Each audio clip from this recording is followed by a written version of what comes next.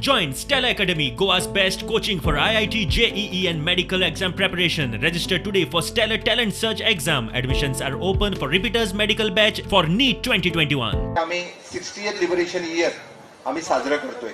60वं मुक्तीचं वर्ष आम्ही या वर्षी साजरा करतोय आणि 1955 साली म्हणजे भारत देश 1947 साली स्वतंत्र झाला.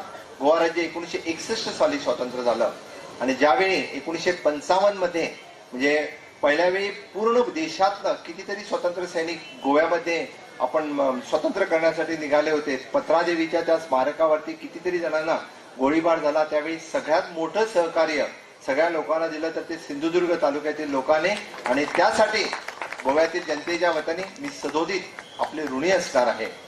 आपण सांगितलं की मग तो मोपा असेल, हेल्थ असेल, टुरिझम असेल, सदोदित मला वाटतं गोव्याने ज्या पद्धतीनं टुरिझम व्यवसाय खूप मोठा झालेला आहे. कारण मग तो सन अँड सी, इंटरलँड टुरिझम असेल, टेम्पल्स टुरिझम असेल, वेगवेगळ्या पद्धतीनं आम्ही हेल्थ मग आत्ता अजूनही नवीन नवीन टुरिझमच्या क्षेत्रामध्ये खूप मोठ्या प्रमाणात कामगिरी करायला लागलोय. पण निश्चितच त्याच्याही एवढा स्कोप मला वाटतं सिंधुदुर्ग तालुक्यामध्ये आहे.